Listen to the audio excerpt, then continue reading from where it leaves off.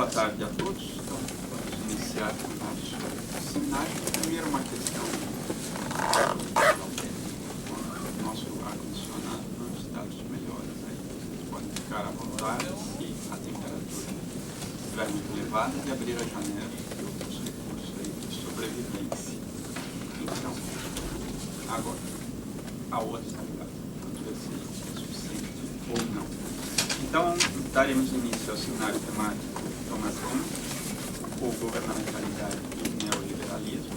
Nós teremos atividades, então, de acordo com a divulgação, hoje e amanhã. O nosso convidado, então, é o professor Lemke, a quem eu agradeço a participação, ter aceito aqui o convite. Espero que possamos ter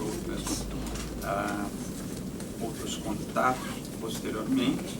Já passo em seguida a apresentação do professor, mas só queria ressaltar que hoje, então, iniciamos com a palestra do professor.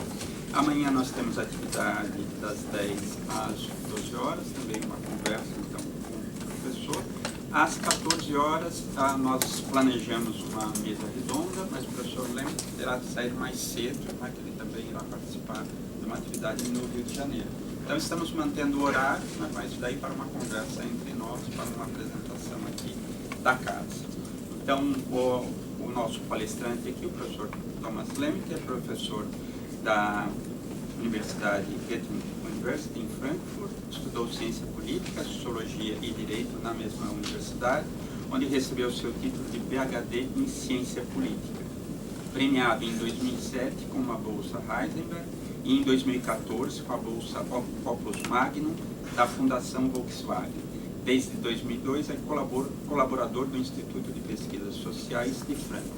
O professor é autor de diversos livros, que acredito que vão interessar a maioria de nós aqui presentes, entre eles Foucault, Governamentalidade em Crítica, e também coletâneas como essa sobre governamentalidade, é um dos temas que ele irá trabalhar aqui conosco.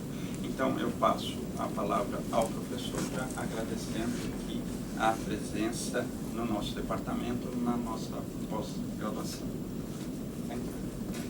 Thank you very much, Marcos.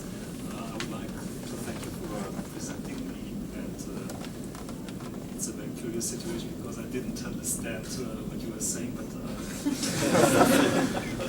and I would also like to thank you and Eduardo for inviting me over to have the opportunity to present some thoughts on an ongoing book project that I'm working on right now. So thanks for this opportunity, and I look forward to the discussions after the talk. The talk is going to be a long talk, I'm afraid. Probably will talk for about 1 hour, maybe less. Should I? Does everybody? Yes. Please. Okay. Now it's better? Yes. Yes, okay. And I'm... Closer, please. Closer? And I will stick to the manuscript in order to make sure that I won't exceed the 1 hour limit, okay? So, let's start. A little more than 40 years ago, Michel Foucault gave a talk in Brazil at the University of Bahia. The talk he delivered in 1967 was entitled, I'm not sure if I got the pronunciation right, As Malas do Poder, and as far as I know, it has never been translated into English. In the talk, Foucault engages with what he would later call the juridical conception of power, contrasting it with two important developments in the 17th and 18th century, the invention of discipline and biopolitics. Foucault refers to these developments as technologies of power. Let me quote from the talk. We usually say what a big invention the steam engine was, or any invention of this type. This is certainly true. It was important. But there was a series of other inventions as important as this one, and these inventions were, in the last instance, the prerequisite for the functioning of the others. End of quote. As you will probably know, Foucault laid out the argument about the shift from the juridical to the technological in more detail in his book, The Will to Knowledge, published later in the same year, 76. Foucault claims in the talk that power relations now address life, the individual body, and the collective body of the population.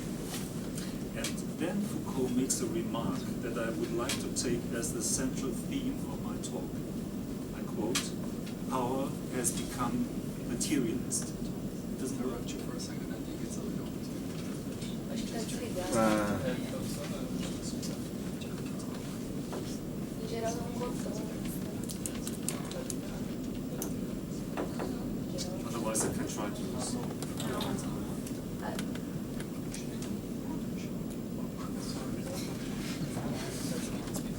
Yes, I understand. See, we are already in the technological. Okay. Em geral, Acho que ele consegue falar mais alto, por favor. Sim. Me avisem aí no fundo se tiver ruim, eu peço para ele falar um pouquinho mais alto. Okay, try to speak up. In my talk, I'd like to explore the meaning of the technological in Foucault's work and his conception of materiality. In following this trajectory, I am not really interested in what Foucault originally meant when he used this phrase more than 40 years ago. Nor am I interested in semantic explorations or conceptual inconsistencies in Foucault's use of the term technology. Rather, the purpose of the following discussion is what Brian Masumi has termed, I quote him, working from Foucault after Foucault. My intention is to experiment with Foucauldian concepts and ideas with a view to developing a more fully materialist theory of politics, as geographers Brown and Watmore once put it. One that takes seriously the significance of technological artifacts and non-human entities, and that might be helpful for diagnostics of power relations in contemporary societies. In the first part of my talk, I will present Foucault's understanding of government as a technological invention, quite similar to technological inventions in a more narrow sense, like the steam engine. The second part shows the singularity of Foucault's notion of technology and distinguishes it from two alternative accounts, the Marxist and the humanist understanding of technology. In the third part, I will try to put more flesh to the idea of power becoming materialist by investigating how technologies affect the matter of politics. I will discuss two technological metaphors and models for imagining political structures and processes that display distinctive rationalities of governing and ruling, the clock and the steam engine government. The fourth section discusses the concept of technologies of security, which Foucault introduces as a distinctive feature of liberalism and spells out important dimensions of their role as feedback devices. In the fifth part of my talk, I describe how in the 19th century, not only in physics and engineering, but also in economic and political life, the idea of invisible hands and checks and balances was materialized and was then extended to biological understandings of evolutionary theory and physiological processes of regulation. And in the last part of my talk, I'd like to jump to the present and ask how this technological and materialist account I've tried to develop by following Foucault's path might inform the analysis of contemporary governmentality. Am I speaking loud enough? Yes? Yeah.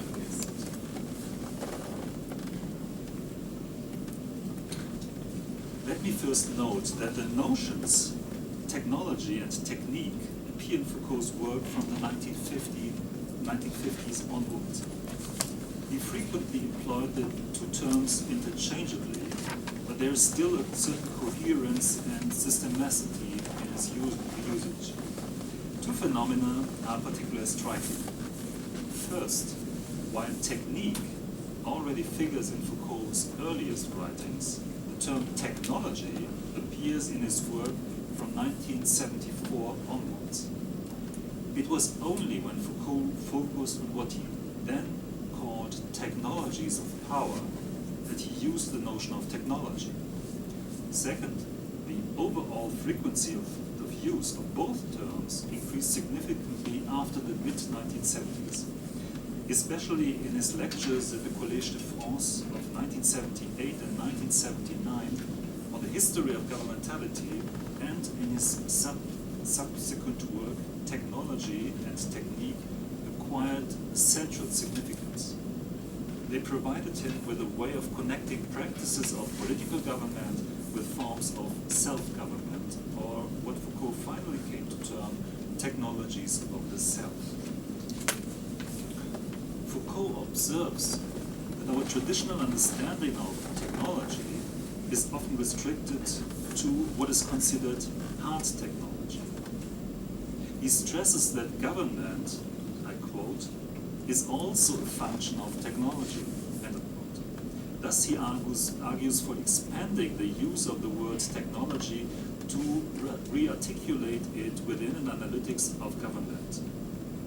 In our longer quote, we frequently speak of the technical inventions of the 17th century, chemical, metallurgical technology, yet we do not mention the technical invention of this new form of governing man, controlling his multiplicity, utilizing him to the maximum, and improving the products of his labor, of his activities, thanks to a system of power which permits controlling them, end of quote. According to Foucault, government is informed by the idea of, I quote again, arranging things in order to lead them, end of quote. It does not operate by prohibiting, suppressing, or giving orders, but rather by ordering. It does not consist of a mechanical steering, but coordinates and orchestrates the dynamic and heterogeneous order of things. The French notion Foucault uses, disposer, has several meanings. It can mean rule and order, but it can also mean to provide something or to allocate. In the later sense, disposer is very close to what Heidegger termed the Gestell, or to what Foucault called the dispositif. Foucault's proposal to extend the meaning of technology seems to reproduce the traditional dichotomy, placing material devices, artifacts, machines, and infrastructures on one side, and social institutions, political regimes, and cultural systems on the other. The hard technologies seem to confront the soft technologies. However, this is not the case.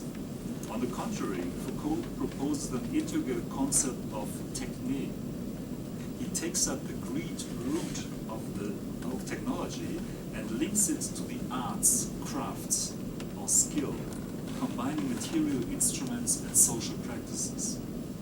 This guiding concept then makes it possible to bypass the boundary between the social and material, the human and non-human, as one commentator put it.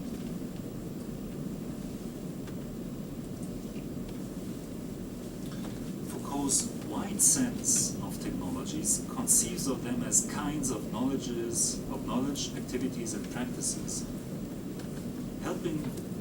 helpfully moving us away from accounts that restrict the analysis to isolated artifacts or systems of objects. It not only refers to devices, machines, or applications of scientific knowledge, but also defines a mode of calculating, anticipating, and intervening into practices and processes of becoming. Foucault's comprehensive and complex understanding of technology seeks to circumvent the pitfalls of two analytic perspectives that either reduce technologies to an expression of social relations or conceive of society as the result of technological developments. But Foucault's notion of technologies not only goes beyond social constructivism and technological determinism, it also challenges two modes of critique, the Marxist understanding of power and the humanist concern of technology. Foucault's reading of government as technological draws on Marx inside the Capital, while at the same time marking a distance towards a Marxist understanding of power. Already in Discipline and Punish, Foucault states that disciplinary technology fundamentally differs from physical repression as well as from ideological manipulation. In the first volume of the History of Sexuality, he critically engages with what he called the repression hypothesis. The Freudo-Marxist idea that Western societies denied or suppressed sexuality from the 17th century on due to the rise of capitalism and the hegemony of the bourgeoisie.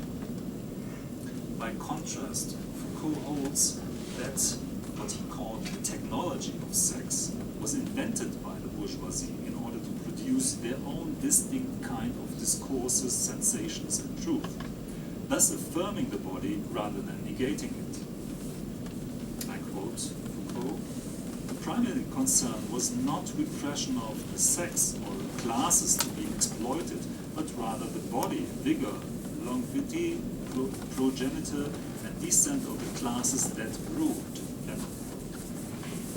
Although he distinguished this approach from the concept of repression central to the Marxist tradition, Foucault's theoretical understanding of power as technological and his recognition of the historical transformations of forms of power is deeply embedded to Marx. It draws on Marx's analysis in Capital, where Marx investigates the factory regime as a disciplinary apparatus and the invention of a new ordering of time and space it brought along. Foucault's reading of the technological dimension of government also differs from another version of this repression hypothesis, the humanist critique of instrumental or technocratic reasoning.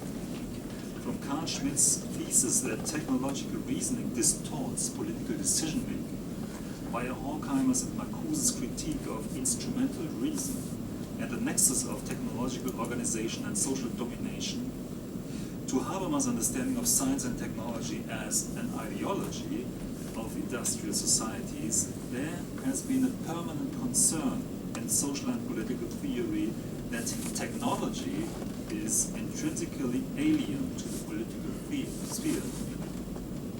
In this perspective, technologies tend to restrict, reduce, or distort an originary political domain. This critique is mostly informed by a strict dividing line that separates the human sciences from the natural sciences and reserves technological questions for the later. Here again, the imaginary of repression is very prominent. This understanding of the relation of technological artifacts and social practices is based on the humanist idea of technology that strictly distinguishes the human sphere from technology and defends politics against what Habermas called colonization by technological imperatives and devices. Foucault broke methodologically with this line of critique by refraining from asking how politics is suppressed, inhibited, or concealed by technology, and posing instead the question of how it permanently gets produced, transformed, and extended by technologies. This productive and not only repressive role of technologies is already present in Discipline and Punish. When Foucault analyzes the workings of discipline, Foucault describes a mode of operation that tends to reverse the understanding of technological objects as simple means for achieving ends. In military regulations of the 18th century that prescribed various modes of aligning bodies and weapons, specifying how exactly to use a rifle by distinguishing different stages and corporal engagements, Foucault discerns, I quote, an instrumental coding of the body. The result is a mixture of human bodies and technological objects, where soldier and rifle are fused into a single body, constituting, again quote from Foucault, a body weapon, body tool, body-machine complex. Technologies for Foucault are not the passive background or a simple resource for governmental action. On the contrary, they are themselves political and moral actors insofar as they configure and reconfigure political and moral practices. In this light, Foucault understands morality, in quote, as a set of physico-political techniques. Very much like actor network theory, Foucault affirms that things can operate as political and moral actors as they allow for certain practices rather than others. For Foucault, the transformation of the hospital at the end of the 18th century enacts a different spatial distribution that allows, for example, for isolated beds and the circulation of air. Similarly, prison walls and cells act as moral agents by working on the body and the soul of the deviant subject, at least partly replacing or complementing human action. I quote again, supervisors do not have to exert force. This is assured by the materiality of things.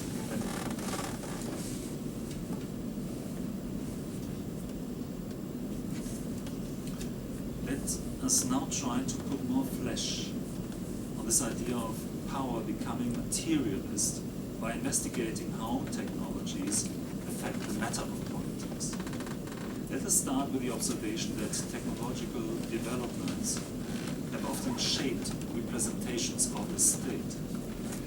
Technological metaphors and models for imagining political structures and processes display distinctive rationalities of governing and ruling, but they also depend on the state of the technological resources available at any given time in history.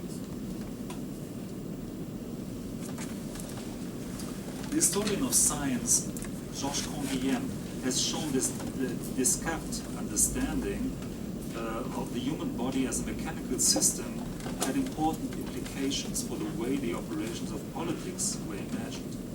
It displaces the individual will of the sovereign by a new mechanics of power. The idea of a highly complex technological system that works without frictions and failures became the paradigm for a sovereign disposition of humans and things that are linked together in an accurate simultaneousness, precision, and efficiency. From the 14th century to the late 18th century, the mechanical clock was the model for scientific investigations of nature, and it finally also became an emblem of authority and political order. The clockwork mechanism already guided Hobbes' philosophy and his understanding of the political body of the Leviathan as a machine.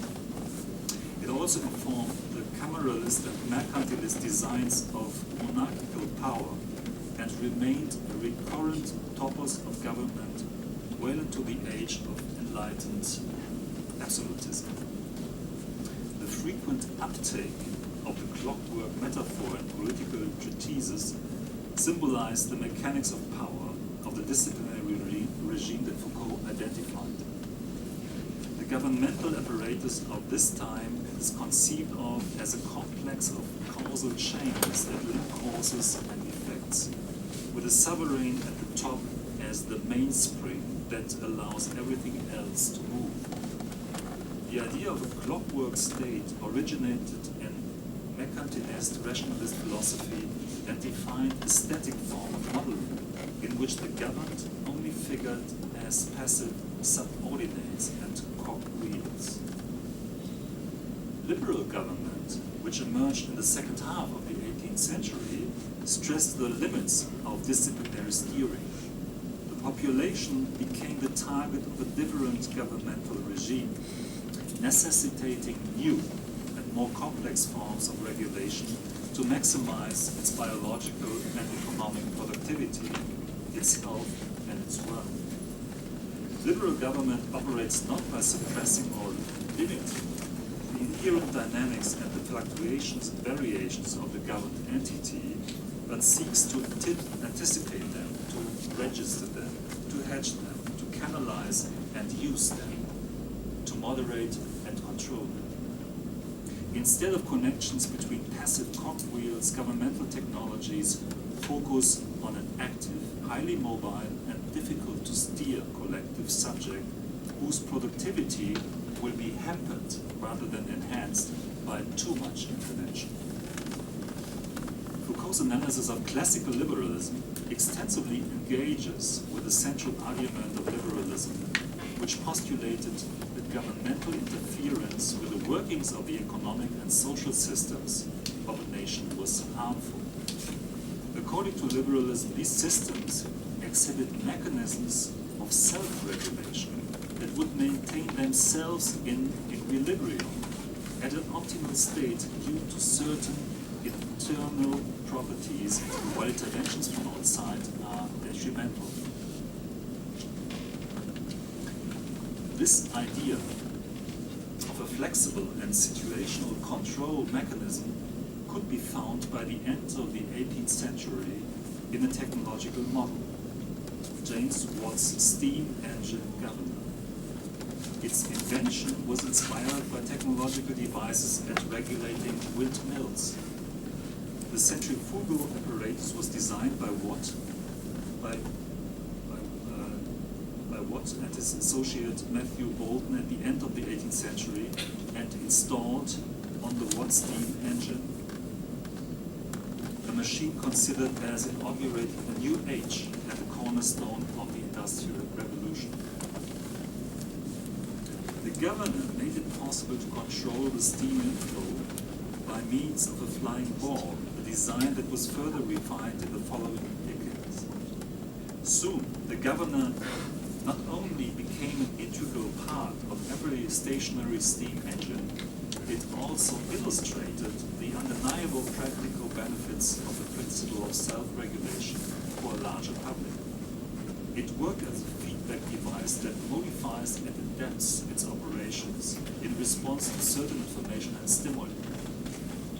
The workings of the governor exemplified the function that Smith ascribed to the invisible hand of the market, as it takes care of a dynamic adjustment of variable relations of forces, resulting in self-regulation of the system as a whole. The development of the governor contributed to the ideal of a self-organized society that does not follow the orders of the central authority, but operates at the checks and balances of its various constitutive parts. Thus, the technical concept of self-regulation was at the heart of the liberal concept of order.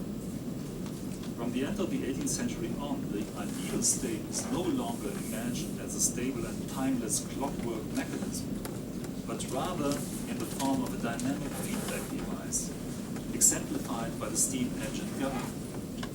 The governmental machine accumulates information and intervenes cautiously on the basis of its findings into existing circuits and circulations. Instead of seeking perfect arrangement of a static system whose order is conceived of as eternal, the problem of the regulation of the contingent emerges. Government becomes a never-ending process that necessitates continuous attention, permanent registering, and flexible reactions. Liberal governmentality then points to the fundamental impossibility of supervising the totality of economic processes and social practices. It seeks to ensure the circulations within a mobile domain of natural fluctuations. The state then changes its function. It no longer serves transcendent principles, but is conceived of as what Foucault called the regulator of interests.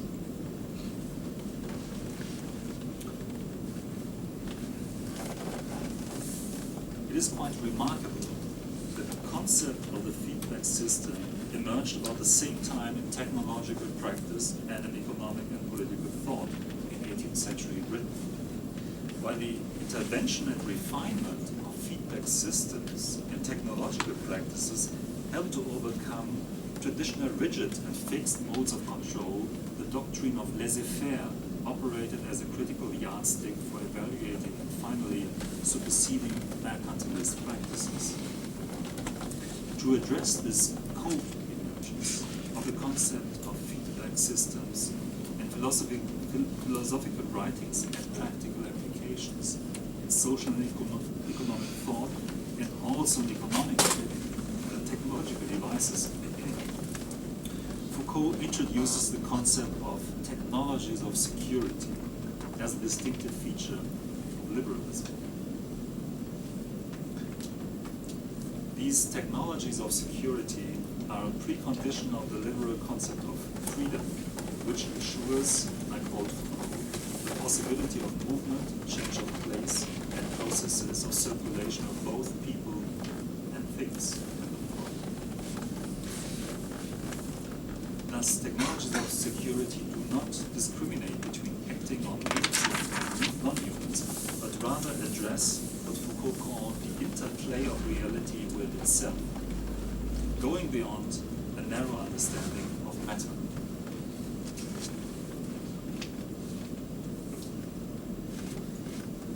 There are three important dimensions of technologies of security within liberal government.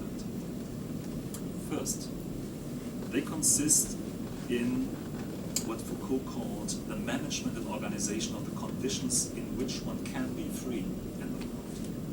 Technologies of security are designed to let things happen by ensuring controlled circulations, determining the requirements and circumstances under which circulations can take place. Thus, it becomes a technological challenge to distinguish desirable circulations from undesirable ones, and to strengthen the former while hindering the later. Security in this liberal imagination seeks to protect the permanently endangered naturalness of the population, as well as its own forms of free and spontaneous self-regulation. Thus, technology of security represent the very opposite of the disciplinary system. While the later assumes a prescriptive norm, the former takes the empirically normal as a starting point.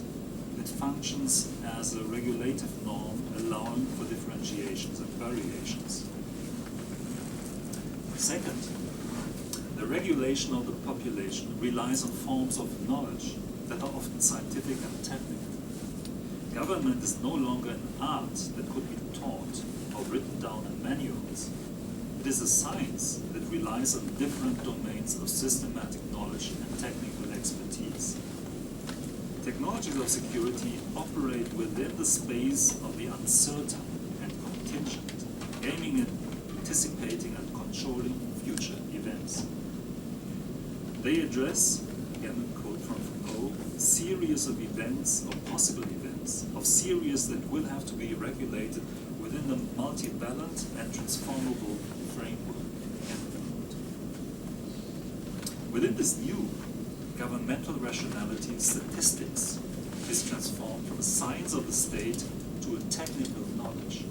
It focuses on the mathematical distribution of events, for example, the average rate of diseases, accidents, birth, and death. The dynamics of the population as well as the determinants of the economy became visible as empirical regularities. These technical instruments of statistical calculation and mathematical quantification also made it possible to supervise and evaluate governmental practices in terms of their efficiency and effectiveness, submitting them to a cost-benefit calculus that critically investigates investments and interventions to determine their successes and failures. Thirdly, technologies of security conceive of what Foucault called naturalness in the broad sense, as an ensemble of interacting components that are not valued as either good or bad in themselves, but understood as characterized by an internal logic and open-ended dynamics.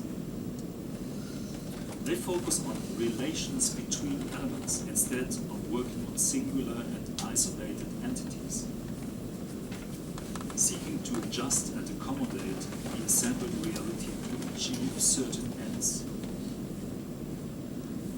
reality is addressed as a heterogeneous ensemble composed of elements that are conceived of as intertwined and co-constitutive. Technologies of security then aim at coordinating processes of self-organization and self-regulation, articulating a second-order regulation or regulation of self-regulations. Let us briefly note that Foucault's discussion of the concept of technologies of security endorses an understanding of the governor as both a directing political position and a material entity for regulating technical systems. In the following section, I'd like to note an important modification and extension of the idea of feedback mechanisms in the 19th century, which will finally allow for the emergence of cybernetic forms of government that rely on communication, command, and control.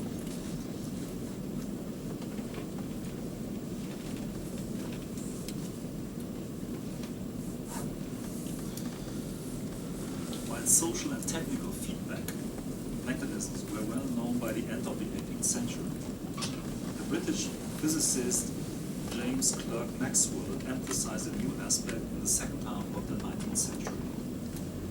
Maxwell's interest in governance was motivated by the issue of dynamic stability. In 1868, Maxwell published his paper on governance, in which he sought to address the problem of speed regulation by using feedback mechanisms. He famously introduced the distinction between moderators and governors. While both regulate, moderators only make it possible to slow down a machine without actually governing it. The governor, by contrast, I quote Maxwell, instead of being applied directly to the machine, is applied on an independent moving piece. This procedure produces the astonishing result that, I quote Maxwell again, the position of the machine is the same as if no disturbance of the driving power or resistance had taken place. Maxwell's conceptual distinction between moderators and governors opened the way for cybernetic machines that operate by aligning communication and control. It imagined flexible technological systems that self-adjust without any need for a steering intervention from outside. Maxwell's concept of the governor, which relies on channels of communication within the technological system, acquired significant relevance with the emergence of the computer and electronic devices. Norbert Wiener, who coined the term cybernetics to designate a new domain of knowledge after the Second World War, explicitly credited Maxwell's text as, I quote Wiener, the first significant paper on feedback mechanisms. While the proponents of cybernetics discovered Maxwell's text nearly a century later, the term already figures prominently in the text the French physicist André-Marie Ampère published in 1843, entitled Essai sur la philosophie des sciences ou Exposition analytique d'une classification naturelle de toutes les connaissances humaines.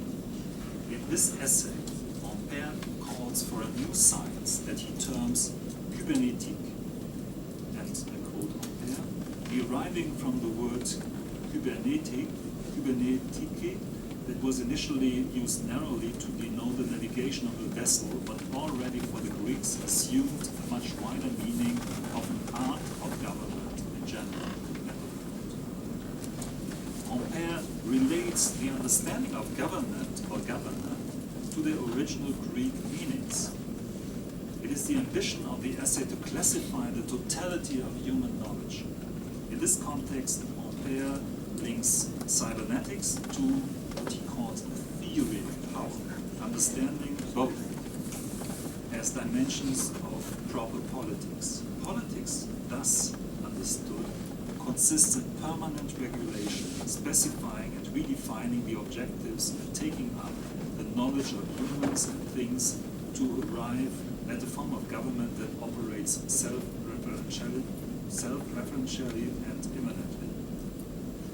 Cybernetics here defines a general form of government that seeks, I quote from this essay, to examine the different systems in relation to the principles on which they rely.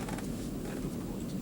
Thus, for Ampere, politics operates by regulating a complex systems of humans and things, of interacting forces and reciprocal causalities that need to be governed to minimize crisis and to lead to what he envisions social progress.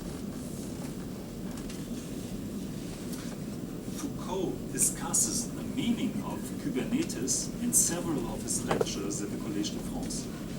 In his lectures at the Collège de France of 1978 and 1979, he mentions that the metaphor of the ship often comes up in treatises on government to emphasize, I quote Foucault, the intrication of man and things. To govern a ship means to be responsible for the sailors, but it also involves, again a quote from Foucault, taking care of the vessel and the cargo, end of quote, and taking into account winds, reefs, storms, and bad weather. The ship is, according to Foucault, a political symbol that stresses the specificity of the art of government. By the lectures, again he takes up this the meaning of Kubernetes in his lectures of 1981 that focus on Christian techniques of the spiritual direction of the soul. And in this context, Foucault was well aware that this form of spiritual guidance was linked with the meaning of Kubernetes, where the church or the polis was conceived of as a ship. Interestingly, the principle of feedback control that finally gave rise to the cybernetic revolution after the Second World War also inspired biological theory and evolutionary thinking in the 19th century. Around the same time as Maxwell wrote his classic text on governance, the French biologist Claude Bernard introduced the concept of a regulatory mechanism that controls all vital functions of an organism and maintains stability in health. As Canguilhem shows, Bernard takes up the old Hippocratic idea of some kind of spontaneous mechanism or natural medication that corrects or compensates for the illness or disorders that might affect an organism. According to this reasoning, and I quote Canguilhem, there is in every organism an inborn moderation, an inborn control, an inborn equilibrium. End of quote. Bernard coined the notion of the internal milieu to designate the capacity of the organism to react and adapt to changing physiological conditions. The regulatory apparatus that the American physiologist Walter B. Cannon described in the early 20th century in a book with a programmatic title, The Wisdom of the Body. Cannon also introduced the scientific term homeostasis to account for this regulatory function of the body that allows for the preservation and maintenance of vital processes. Thus, the technological machines or feedback control found their equivalent in the concept of a self-regulating body that is permanently kept in balance and equilibrium. Bernard's and Cannon's work articulated the idea of a machine within a machine, and thereby contributed to the physiological idea that there, again a quote from Canguilhem, exist organic functions whose purpose is to control other functions, and thus, by regulating certain invariants, to enable the organism to comport itself as a whole. This conceptual transfer would one day inspire the idea of a general theory of regulation that makes it possible to describe dynamic processes in very diverse fields and disciplines, from biology and engineering via politics to economics. By the end of the 19th century, the principle of regulation that originated in mechanics had become a biological concept. It was used in physiology and also served as an analytic framework for imagining evolutionary processes.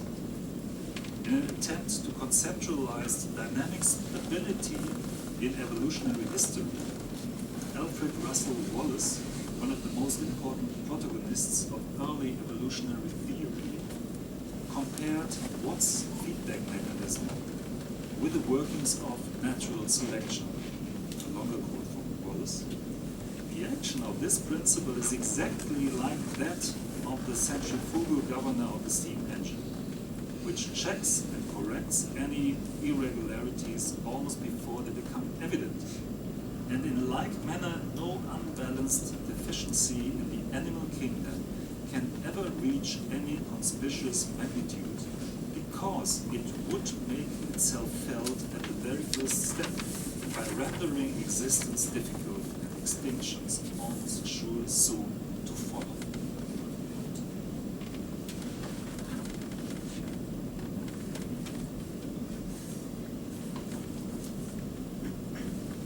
I now come to the last part of my lengthy talk, and I would like to open it again with some words Foucault used in a talk or in a series of lectures he delivered at the Pontifical Catholic University of Rio de Janeiro in 1973.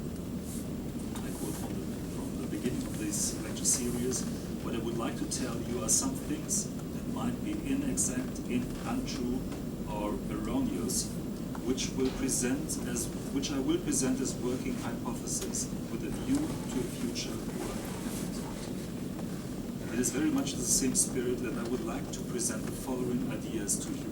So it's very provisional. For the remaining time of my talk, I'd like to jump to the present and ask how this technological and materialist account of government might inform the analysis of contemporary governmentality or neoliberal governmentality. I take up an argument Melinda Cooper develops in her book Life as Surplus. Cooper points out that the imaginary of balance and homeostasis that governed economic theory for a very long time was in recent decades superseded by very different concepts of economic growth and innovation that mobilize different elements of evolutionary biology and complexity theory. Classical liberalism conceptualized the economy as a steady movement from one equilibrium to another, a vision shared by Darwin's concept of nature, where natural selection fulfills a uniform regulatory function as an invisible hand to provide stability and adaptive capacities. Contemporary neoliberalism, on the other hand, tends to disentangle economic prosperity and growth from the idea of equilibrium and steady-state concepts of evolution and development. Rather, neoliberals endorse a complexity approach to economic and biological evolution that relies, and now I quote Cooper, on several basic presuppositions. First, complex systems evolve best far from equilibrium conditions. Moreover, such systems evolve most productively when they are free from external regulation. Complex systems, in other words, prefer to self-organize. And finally, although an individual complex system eventually exhausts its possibility of further differentiation, there is no essential limit to the evolution of complexity per se. In nature, as in economics, the law of complexity is one of increasing returns, punctuated by periodic moments of crisis. Thus, we note in neoliberalism both a departure from the regulatory idea of equilibrium and a re-evaluation of crisis. Crisis is no longer something necessarily to be avoided, something exceptional and temporary. It is seen instead as a creative resource and essential precondition of innovation and change. It follows that the strategic imperative is less to avoid things or prevent them from happening, and and more a matter of preparing for a future where crisis is ubiquitous and catastrophic dangers are to be confronted. Contemporary forms of government redefine and redesign technologies of security in the light of an all-pervasive risk and ever-present danger. As security is both problematic in normative terms, as it negates innovation and change, and as it is practically unachievable in the light of multifold challenges and experiences of crisis, economic crisis and climate change, these technologies of security seek to govern and manage humans and things without the promise of a future beyond all crisis. These technologies arrange and modulate environments rather than disciplining individual bodies and regulating populations. They seek to steer and manage performances and circulations by acting on the milieu. Thus, the geographer Bruce Brown states that, I quote him, in important respects, resilience is the name for our contemporary form of biopolitics. Viewed through the broadest of lenses, we might posit that resilience is a mode of government proper to neoliberalism, in which government seeks not to punish, not to prevent or discipline, but rather to modulate natural processes by creating a milieu. End of quote. I will now try to systematize and extend the argument put forward by Brown in an article just quoted, and briefly illustrate two distinctive features of contemporary forms of government.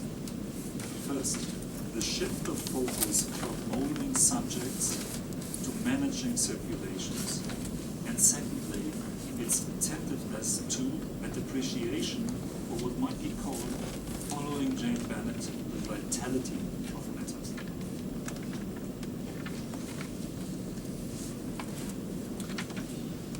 Brian Assumi has noted that Foucault characterized the neoliberal mode of power as environmentalism.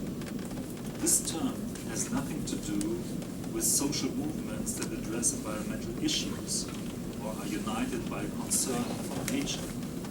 Rather, the term denotes, I quote Foucault, governmentality which will act on the environment and systematically modify its variables. End of quote.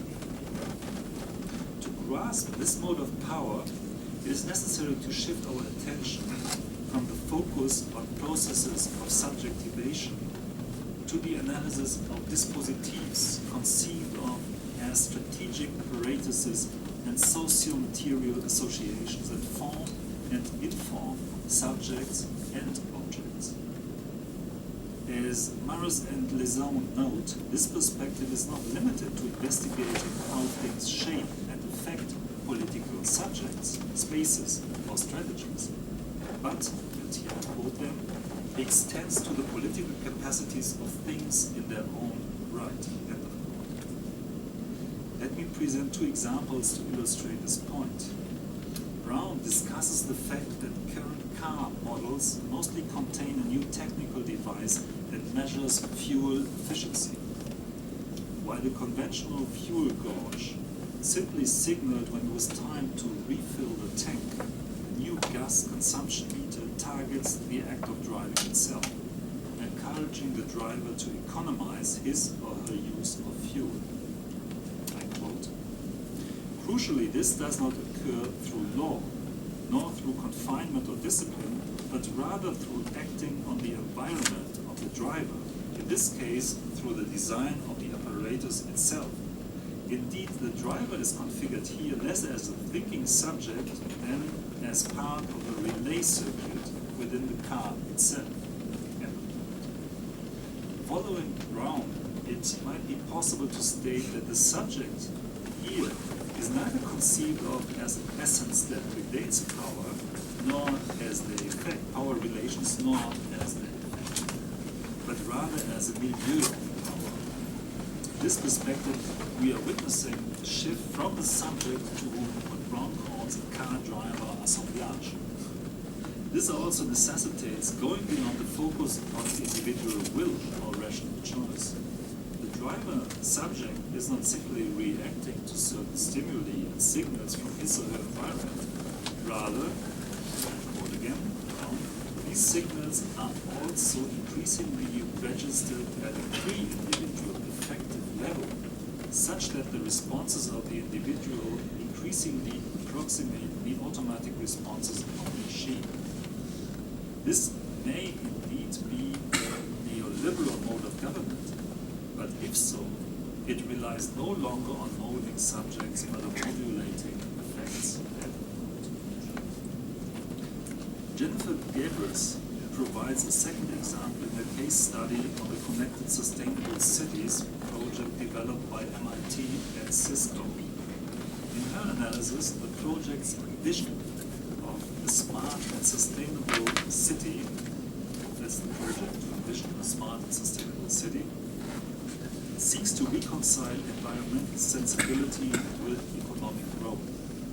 As the project relies heavily on the participatory digital media and computer networks for its design of a greener future, Gebers senses a tendency to displace the emphasis on governing the life of individuals and populations towards what she calls biopolitics 2.0. She seeks to update and revise Foucault's notion of environmentality, understanding it, I quote, not as the production of environmental subjects, but as a spatial material distribution and relationality of power through environments, technologies, and ways of life. This environmental mode of government, Gebers holds, does not eliminate individuals and populations. Rather, it displaces them as distinctive and isolated subject objects of government.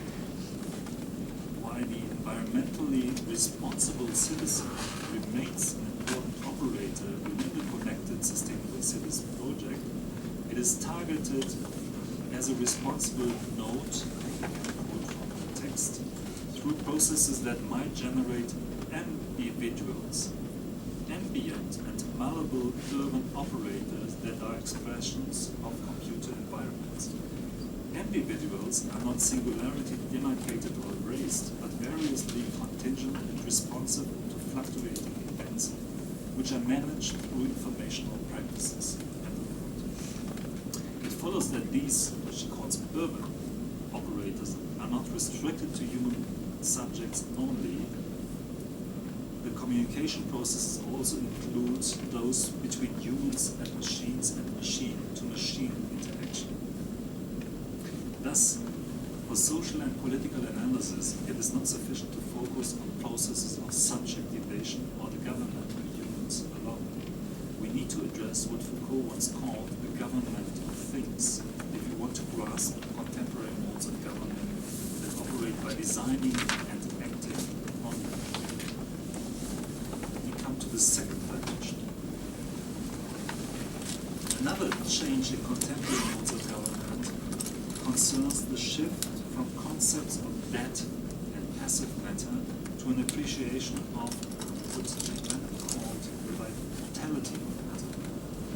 In the wake of processes of digitalization and molecularization, and within discourses of resilience and preparedness, matter is more and more conceived of as informational and malleable. Let me illustrate this move with another example provided by Brown, the exhibition Rising Currents, hosted by the Museum of Modern Art in New York in 2010. As Brown shows, the exhibition focused on the natural environment of the city that anticipated the effects of climate change on urban life. He stresses the role of infrastructure, ranging from the electric grid via gas lines and internet services to transportation systems, as a key element of any and all biopolitics today. But Brown not only attends to the role of critical infrastructures, he also points to an important transformation of biopolitics. And our longer quote is reproduced on the slide. Not only is biopolitics today infrastructure, the environment, in the sense of non-human nature, is itself increasingly understood and treated as infrastructure.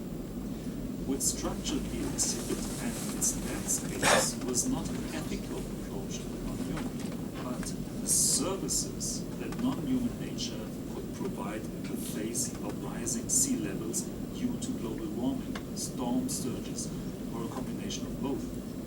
One of the advantages of such natural design elements is their ability to cancel out other natural processes. A network of islands and offshore piers, for example, is seen to diminish the velocity of waves that accelerate through the Verrazano Narrows, dispersing this energy before the waves impact the harbor edge. The energy of storms is not to be repelled but absorbed. According to Brown, governmental apparatus seek to neutralize the risk of natural disasters caused by anthropogenic climate change, which means that they also seek to cancel out the failures of governmental apparatuses in the face of environmental challenges. Most importantly, they don't work by an external mode of operation that restricts changes and contains the environmental conditions of human life, but rather mobilizes the lines and controls them. In this design, nature is allowed to follow its own course, while it is simultaneously conceived of as an integral part of a more complex system that no longer distinguishes between natural and social, human, non-human, material, and symbiotic realms.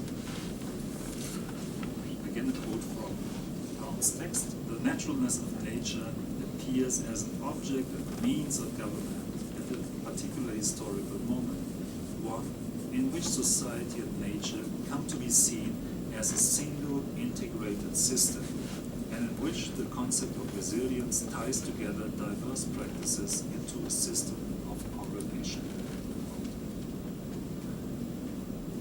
If contemporary practices seek to modulate environments by cutting through distinctions between humans and non-humans, material and symbiotic, this necessitates revisiting and reformulating our analytical instruments and conceptual vocabulary. We are witnessing the emergence of new technologies of security developed in the last part of the 20th century that are now transforming the very understanding of biopolitics. These new technologies of security no longer address the political body of the Leviathan or the social body conceived of as an organism characterized by social risks. Rather, we are confronted with a socio-technological and ecological hybrid marked by the interdependence of complex systems that are threatened by disruption, infection by biological and digital viruses, and vulnerabilities through global interdependencies and connections. According to Stephen Collier and Andrew Lakoff, there is a range of material techniques, institutional structures, and forms of expertise that developed in the last part of the 20th century. These originated in programs for nuclear preparedness and later migrated to other domains. These included disaster management, infrastructure policies, and public health in order to engage threats that were deemed to exceed the existing arsenal of technologies of security that focused on population. While this, what they call reflexive biopolitics, is also designed to foster the health and well-being of populations, it addresses a new object or target, vital systems, understood as material infrastructures, functions, and services deemed to be indispensable for life in contemporary societies. These vital systems include electricity grids, transportation and communication networks, water and food systems, and chains for industrial production. The new technologies of security seek to anticipate emergencies of various kinds, such as natural disasters, terrorist attacks, pandemic disease outbreaks, and disruptions of critical infrastructures to ensure the continuous functioning of these vital systems, going beyond traditional forms of population security.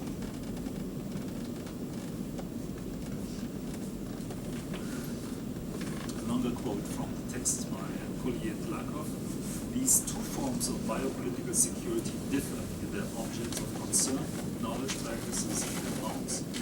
Whereas population security addresses regularly occurring events that are distributed over the population in predictable ways, vital system security deals with events whose probability cannot be precisely calculated, but whose consequences are potentially catastrophic. Vital system security does not rely on statistical analysis of past events to generate knowledge about security threats, but rather on the simulation or enactment of potential future events. Its interventions seek to increase the resilience of critical systems and to bolster preparedness for future emergencies. However, to attend to the environmental and to the entanglements of the matter of politics and the politics of matter in contemporary forms of government does not mean to stress historical breaks and decisive ruptures. This research perspective that I try to write out here does not suggest older or outdated forms of government that operated by normalizing, disciplining subjects, or conceived of inert and passive objects are simply abandoned and replaced by newer, more refined and indirect modes of government. We have to account for the simultaneousness of plural and heterogeneous dispositives that operate alongside one another, contradicting or complementing or contradictorily complementing one another, define the criteria of adequateness and outdatedness as part of their own operations. Thus, a historically sensitive and empirically informed analysis is needed that takes into account the complexity and the specificity of governmental technologies. Such a research perspective would be attentive to how the borderlines between the political and the non-political are enacted in the very operations of dispositives, and how they might include sites, spaces, and strategies classically regarded as non-political. What problems are rendered visible within contemporary technologies of security, and what problems are obscured? Who is held responsible for possible threats, and what vulnerabilities are regarded as urgently needed to be addressed? These are not thought to be in need of being addressed. Let me conclude. In his famous text on the emergence of controlled societies, Gilles Deleuze distinguishes between three different kinds of societies. According to Deleuze, the old sovereign societies worked with simple machines, levers, pulleys, clocks. But recent disciplinary societies were equipped with thermodynamic machines presenting the passive danger of entropy and the active danger of sabotage. Control societies function with the third generation of machines, with information technologies and computers, where the passive danger is noise and the active piracy and viral contamination can occur. Deleuze argued that there is a correspondence between any society and the operations of machines. The machines express the singularity of the societal form in which they operate. As we have seen, Foucault's analysis of technological systems is more ambitious. It refrains from conceptualizing any form of correspondence or expression between the social and the technological, as this analytical frame still suggests some form of separation or autonomy to spheres or domains. Quite on the contrary, for Foucault, the social cannot be understood independently from technologies, and the dynamics of governmentalization are analyzed as a process of the technologization of power. Also, it has to be noted that the differences between diverse kinds of society are less clear-cut than Deleuze imagined, as the governor operated as a technical intermediary between the thermodynamic machines of disciplinary societies and the cybernetic machines of control societies. given the detailed analysis of feedback mechanisms and technologies of security mobilizing communication and control, it seems that Foucault's technological account of government has some insights to offer for the working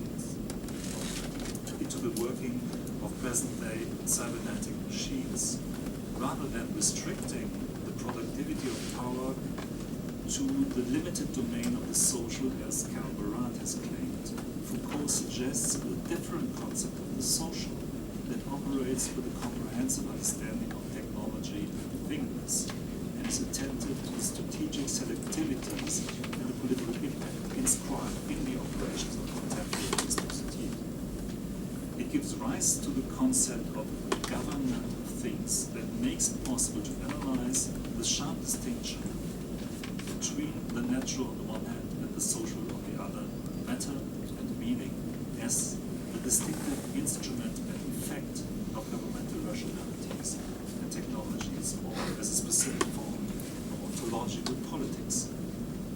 While today power may have become materialist to the extent Foucault himself was certainly unable to imagine, it is possible and indeed necessary to develop a materialist account of government following these conceptual propositions. Thank you very much.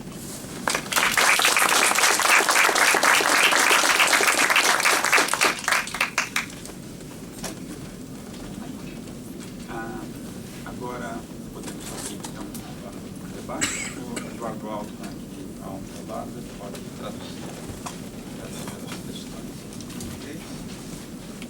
Então abrimos aí para a discussão com a excelente apresentação.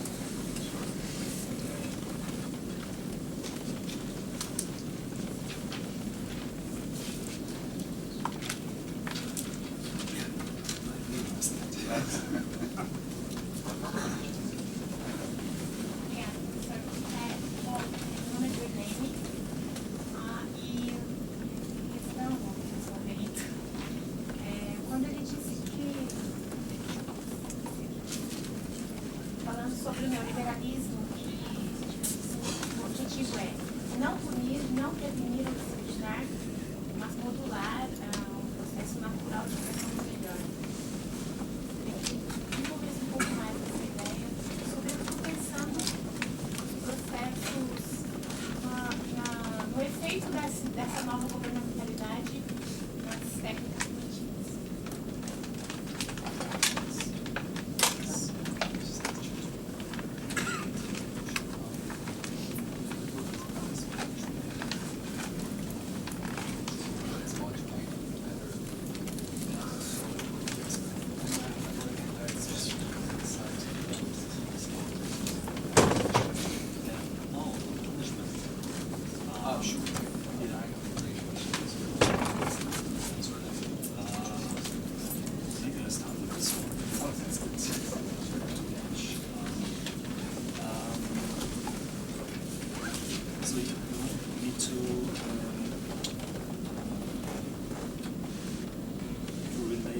To specify what exactly is meant by neoliberalism, by acting on the milieu instead of acting directly on the subjects. In a way, this is only repeating the analysis Foucault gives in relation to governmentality that applies the Chicago school of neoliberalism and the text and the distinctive rationality of government in relation to certain problems or areas. And crime prevention would be one of the areas that he touches on in the lectures. So the idea or the shift that he notes from the disciplinary regime is that it's no longer about working on trying to discipline certain individuals, but rather to change or to eradicate crime, or the vision that there should no longer be any crime. It's more an economic calculation that is made. So how, in a way, how do you have to change the condition of the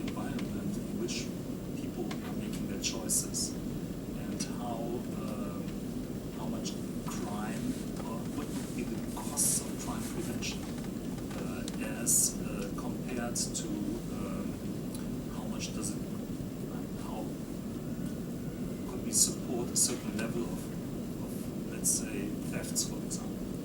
What would be the economic calculus? So it's not that you directly target certain individuals and try to form, to give them a certain form of discipline and control them. Rather control the environment in which the individuals make their choices. So you address them as individuals, you operate with the concept of a rational, calculating homo economicus, and you rather work on the environment in which the decision-making processes take place. So the idea is not to, what is another shift that we need, not to start from a certain norm that is then try to establish in society a certain disciplinary norm that is taken to the form of the social reality, but rather starting from social reality and work with certain tendencies and trying to modulate these tendencies. So that's the shift, and this would be the major difference to a disciplinary regime.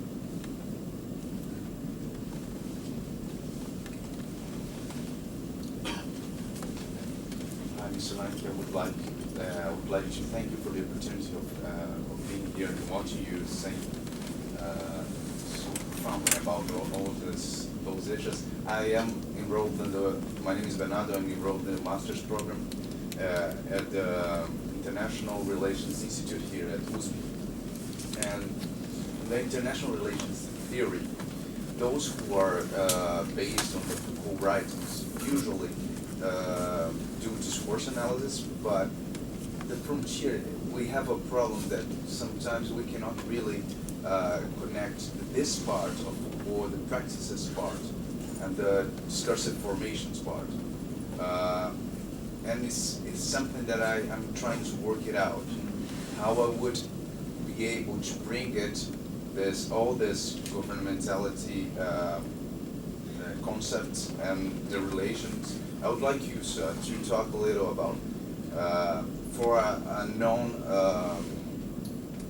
it is not exactly my area of studies, the theory, the deep within the theory of Foucault, but I would like to bring it as a way to improve the international relations theory. I would like you, sir, if you could talk a little about the relation between the discursive formations and those practices, because I see that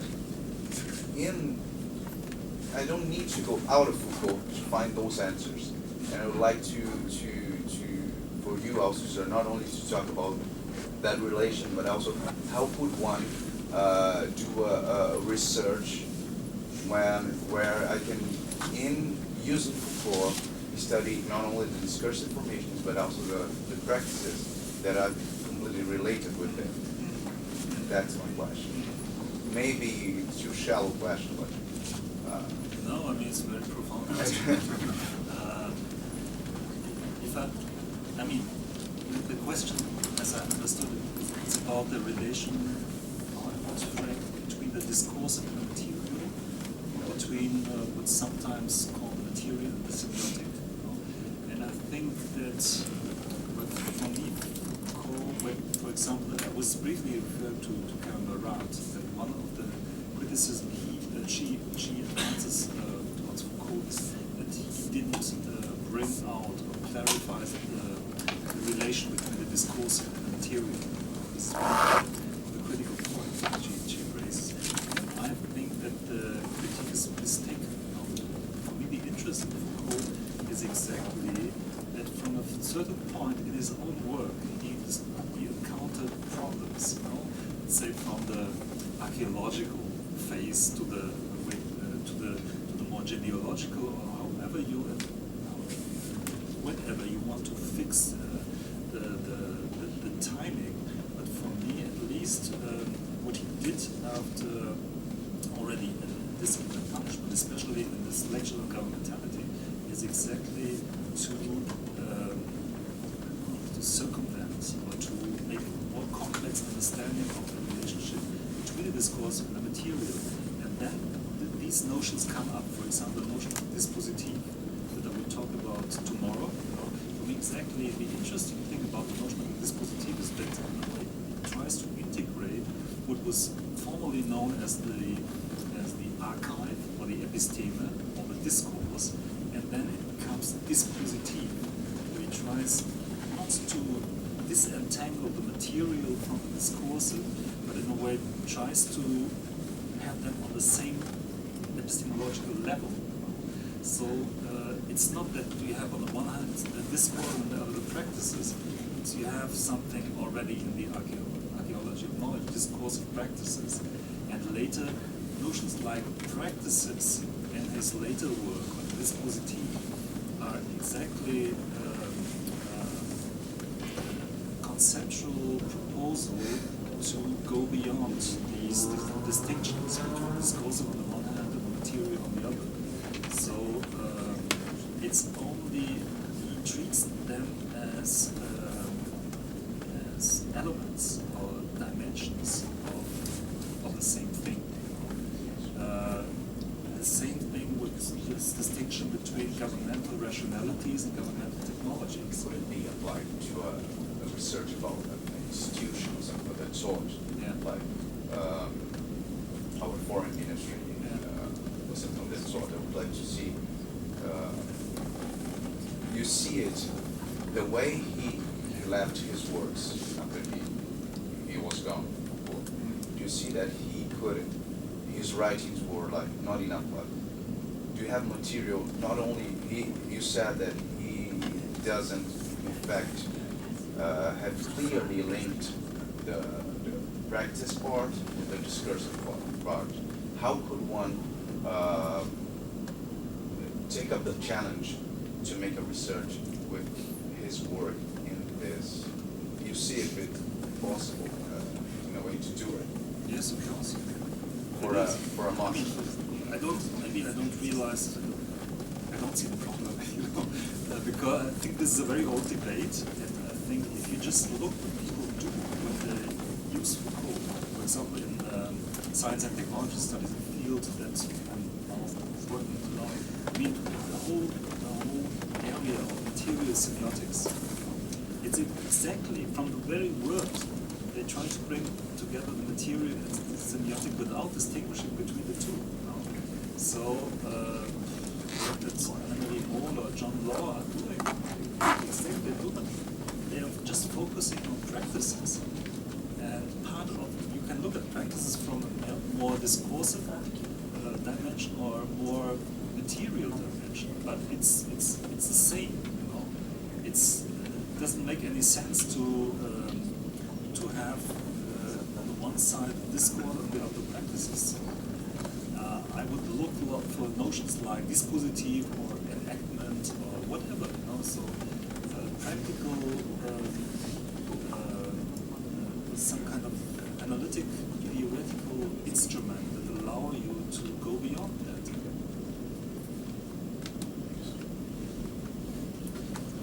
Professor Lemke, first of all, I'd like to thank you very much for such an interesting, articulated talk. Great to have you here on this. Jordan has been conducting research on neoliberalism and on Foucault, on divided politics, etc., etc.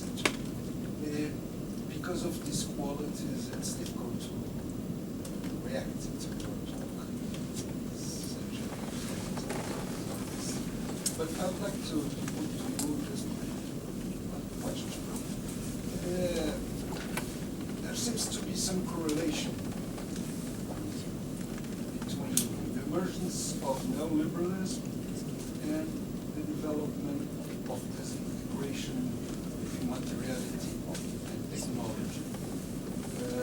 In terms of cybernetic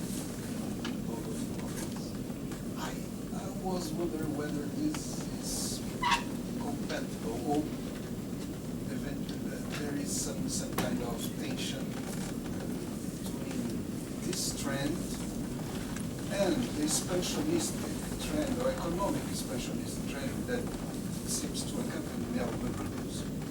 You talk about the autonomy, the self-regulation of the systems, etc., etc. Please remember, for instance, the work of systems.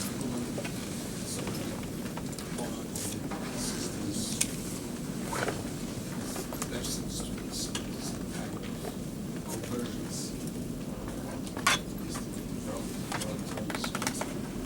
But this seems to collide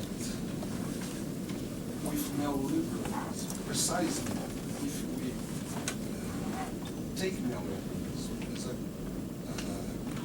general colonization of everything, of every system in society by economic rationality.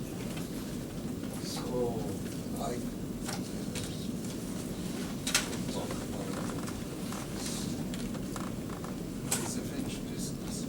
tension between self-regulated nature of cybernetic government and neoliberalism as a tool for the expansion of the economic rationality.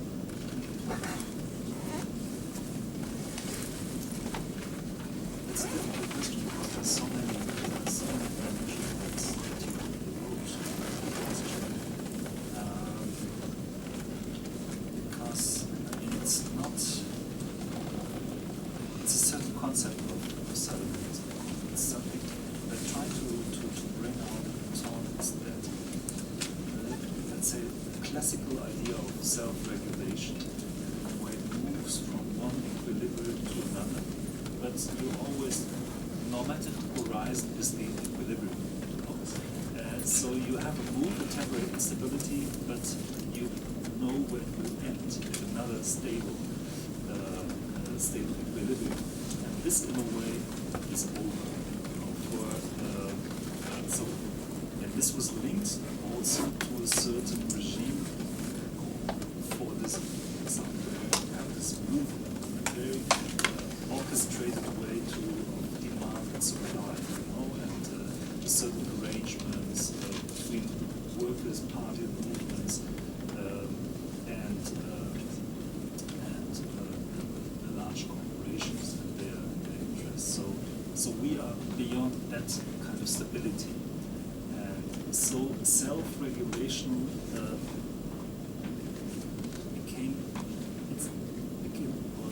quite a different meaning in the context where you don't have the summer horizon. Okay, we will move to another stable condition now, and the way instability is conceived of. This also is a very distinctive interpretation of evolutionary theory, which within the Cooper brings very well out, where you have this idea, okay, there might be extinction of some species, but it will go on, in some way or the other. So this is not some kind of crisis, but you embrace a certain dynamism and a certain rhetorics of innovation that is taken from certain concept of nature and transposed to economy and vice versa. So they mutually inform one another. So count of nature informs another count of the economy, and self-regulation. Then you have this what you call this expansionary tendency, because you don't move to another equilibrium. There is no more any equilibrium. It's only you only have a temporary precariousness, and which from the very beginning it's unstable, it's crisis-ridden, and so on. So you have this idea of expansion and unlimitedness. This is also what comes very well out in Cooper's writings. There's no limit. It's growth beyond any limits. There are no material limits that are taken into account, obviously. So you have this idea of self-regulation that, in fact, might be informed by a certain interpretation of autopoiesis. But there's another side that also contributes to, let's say, how this relates to an economic rationality. We all see all these devices, self-tracking, for example, the decision making or how we control certain aspects of our life are in a way we operate by these feedback devices that tell us, that don't tell us what to do, but they create an environment in which certain decisions are more likable than others. You know? So you have this, and then you have all these electronic devices that in a way work autonomously. And the very materials, algorithms, governed by algorithms. You know? There are no humans that decide to. They learn themselves, and many decisions are automatically, self-referentially taken up by these algorithm government. So there's this new side, and of course it's connected to new markets. So it's kind of logic in terms of, yes, there are new markets that arise just by a certain technological innovation and make possible speedy decision making in economic processes, or just self-tracking that are very important markets, you know, that inform lifestyle choices or health options or whatever. So, or even what kind of book do you want to buy? You know, you go to Amazon and you get certain proposals. You get them back, and you get them back because you fed the system at a certain point. So in a way, it's permanent, different levels from very individual level to very abstract collective level. You have working these devices, but they operate differently in another logic, a logic that where we are in a way have an open horizon, no balance, no equilibrium, no homeostasis. You know, that's the past. So this is just some ideas to it. It goes to the heart of it.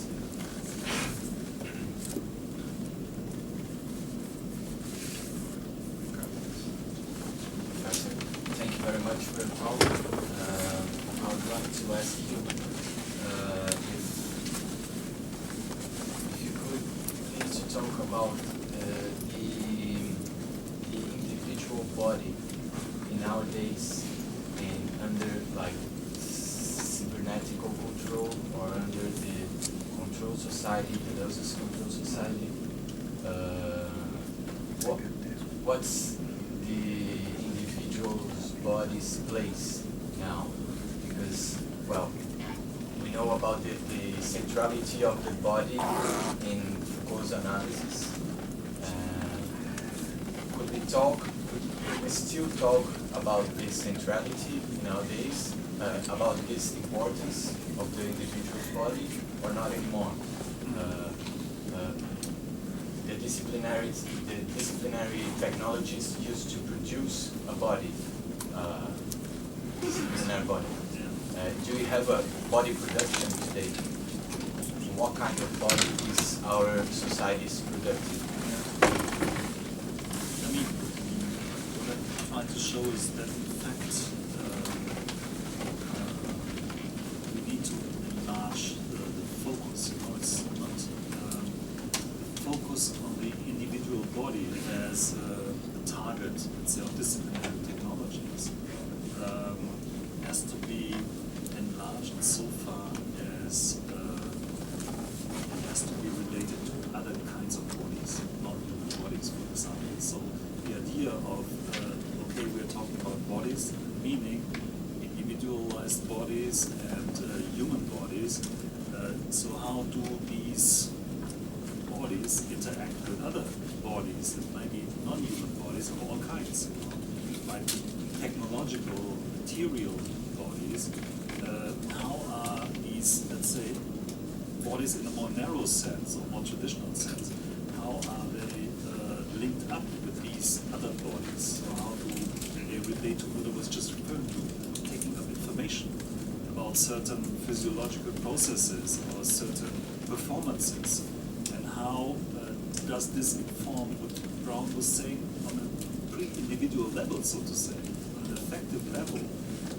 How does it work to really redesign and recreate the bodies, you know, and in a way, in order to do this, you have to go beyond the focus on the individual body, or to connect bodies with other bodies. You know? So I think, or at least this is what I would try to propose, is in a way to enlarge the idea of bodiness that comes up with these developments. Because I think in order to have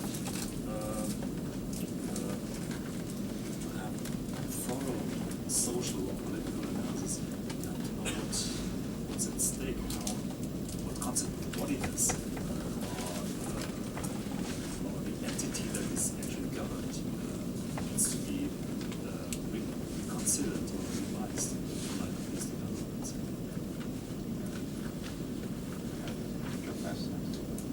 We are speaking português. Então, me parece que em diversas questões aparece a questão das diferentes tecnologias do poder, se há ruptura ou não entre elas. Sometimes during talk, there seems to be a rupture or is a tension between different rationalities of Foucault. Porque essas diferentes tecnologias do poder, soberania, disciplina e governamentalidade, elas estariam funcionando ao mesmo tempo, mesmo hoje. Então não teria uma sucessão de formas de poder. As these different technologies of governance, sovereign powers, therefore governmentality, work simultaneously even today, so there will be no idea of succession of lineal succession of between them.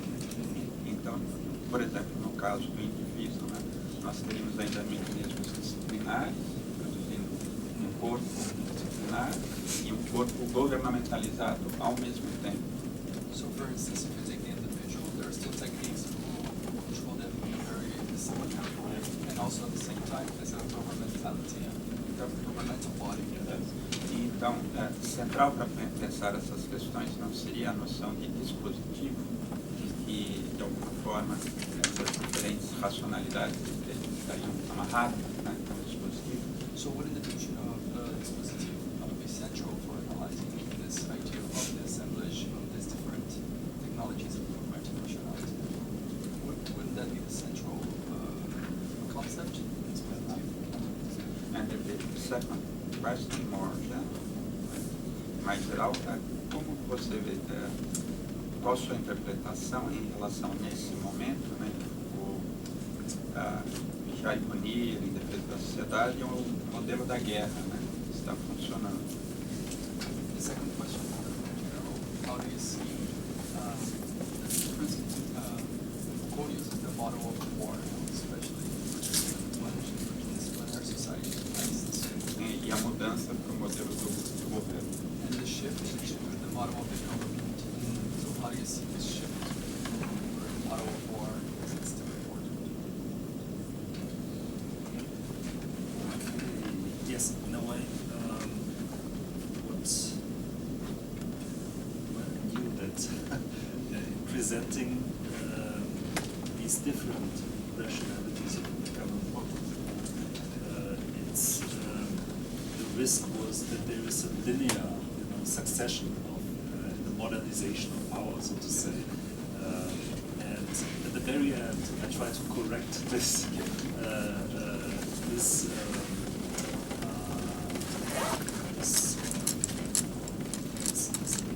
or this possible misunderstanding by saying that it's not to be intended to be the idea that there is a rupture or break and one follows the other, and one is supplanting the other, but rather what I then call these contradictions or these complementarities or contradictory complementarities. I think there is, of course, still discipline. There is, of course, still separation. So that's not the point. The point is more the interaction or in relation to the fields that are investigated in research field. What is the dominant logic of work? What might be called forms that are not rather background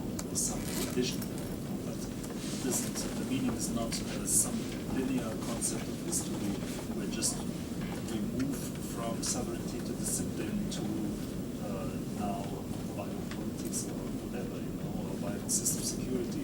It's not the idea. The idea is also the text I was referring to, it is still biopolitics, but the accent, or there are new areas, new logics that emerged in the 20th century and that have to be taken seriously about what's going on in terms of security and security policies. So, so this, thanks for the opportunity to correct this possible misunderstanding. This wasn't the idea that succession, rupture. What's concerned, yeah, that's an interesting question about the war, where's the war? And I think there are several answers Foucault himself gave on several occasions. There is, still it's in the lectures of 76 where he engages with a war model, analyzing politics by the model of war. And at a certain point in the lectures, he, well, at least this would be my interpretation, he became dissatisfied with this idea that politics is a continuation of war by other means, taking just the Clausewitz dictum and reversing it. At a certain point, this is an interpretation for government, that in fact, when he discovered the topic of governmentality, he takes a distance from, let's say, the war model, not by abandoning it, but by transforming it into what he then calls strategies in a more comprehensive sense. Strategies might, or this is one understanding of strategies, might be war-like confrontations. There's this interview that he gave, the subject of power. And I think the subject of power, he discusses the notion of strategy, and he tries that strategy might mean different things. One would be this warlike thing, but it could be more like trying to move things in a certain direction. It's not necessarily that it has to be a confrontation, just to mobilize energies to make certain events more powerful than others. So, as I see it, the notion of strategies becomes more complex and more comprehensive. So, yeah, this would be my reading.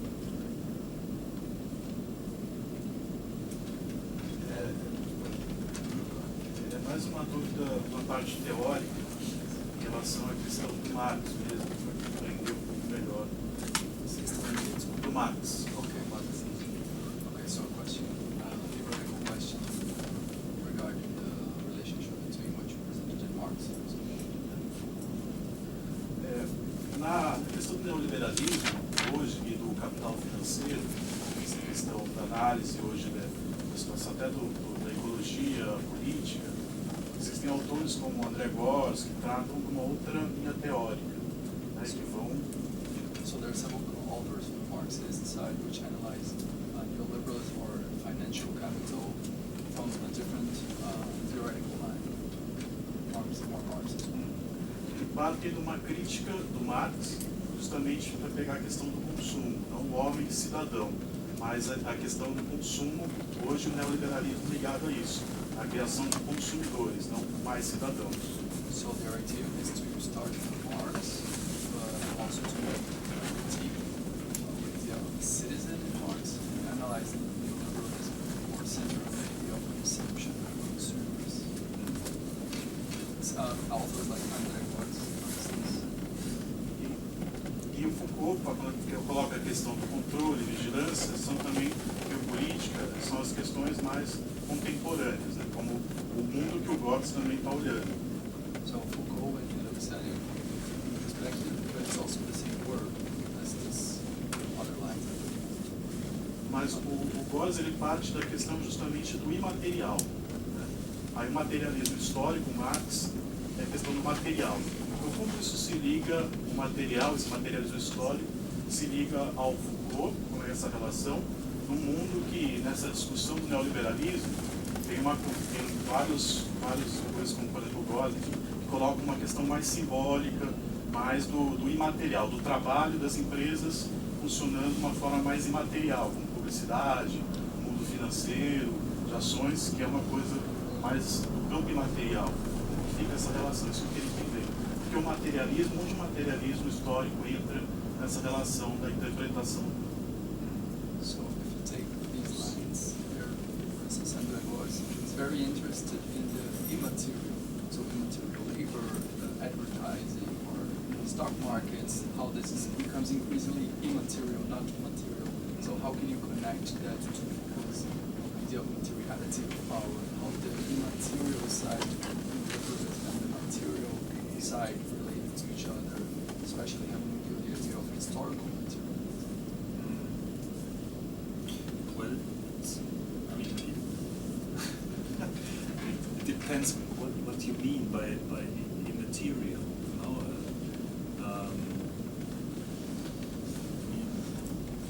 my understanding, even immaterial work needs a certain material infrastructure, societal infrastructure, so knowledge forms. So I would advocate a very broad understanding of materiality, which would at that level also include immaterial labor. I mean, at another level, the distinction between material labor and immaterial makes sense, you know, but on a very abstract level, it still would, if you ask me to put a relation to this concept of materiality, I still would include this in terms of Oh no, I think the answers are in English. It's fine. Okay. Yes, so I would. It's a very broad understanding of materiality that is at stake here, and I would like to go as far as possible with this understanding of some kind of agency that is not restricted to human agency. So, and I don't know how far these traditional approaches in historical material would go with that. So, so for example, how do this decision-making process was just referred to, governance, you know, or the techno-political choices.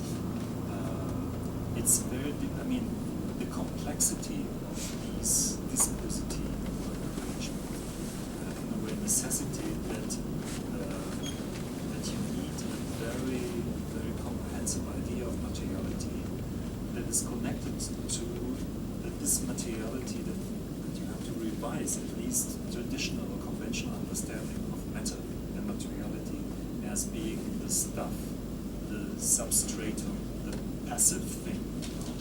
So in a way, it's not only enlarging the idea of materiality, but also to give room to a different understanding of what the matter is that is at stake.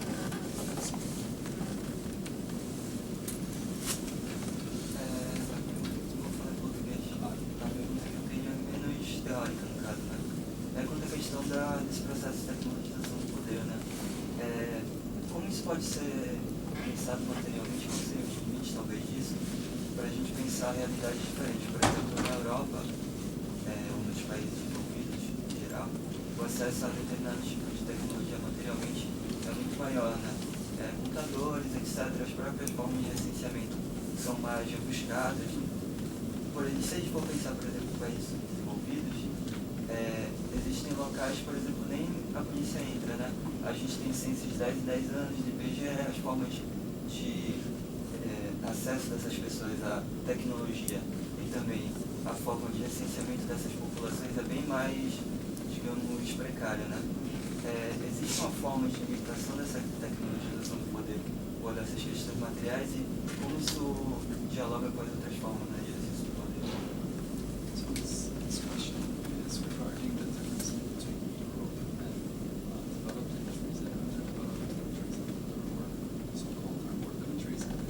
whereas in Europe or the US or developed countries, technology is a much more part of daily life, and it's much more integrated into consumption in everyday life than some areas in underdeveloped countries.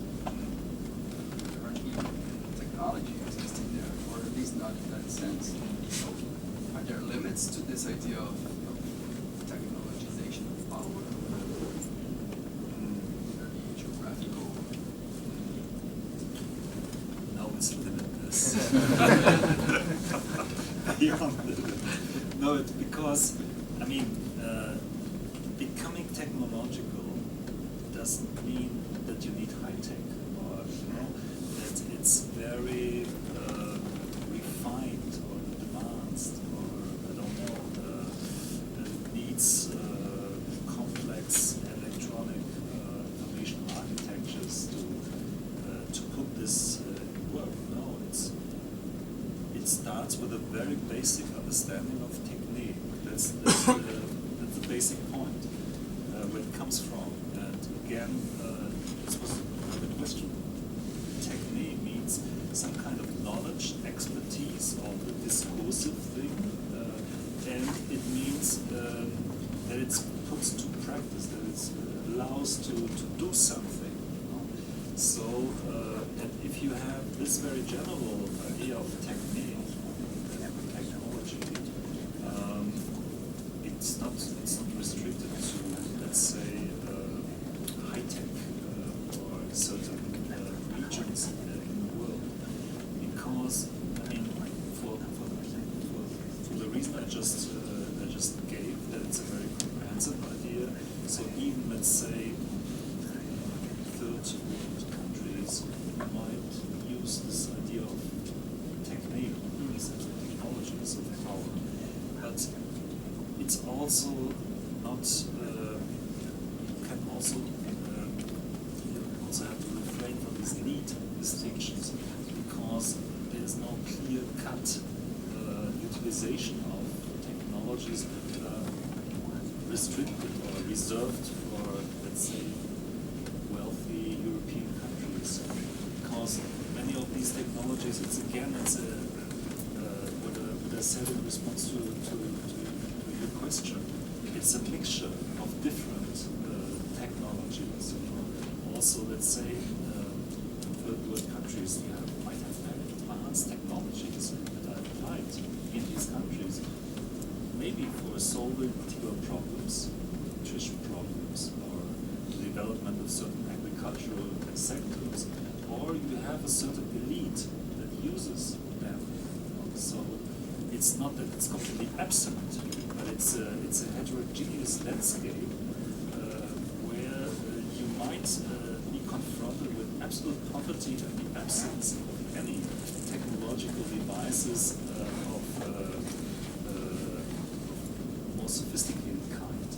But at the same time, at some kilometers apart, you might have very wealthy, rich areas where you have commercial infrastructures, or where extremely the elite is living, and they have access to all this technological stuff. So it depends. But, so the answer would be no. If you have a very comprehensive idea of technique, you can use it also in non-high-tech regions or parts of the world, but also you need particular mapping of the constellations and symbiosis of, let's say, absence of poverty on one hand, and so the richness also expresses itself, also means to access to technological needs.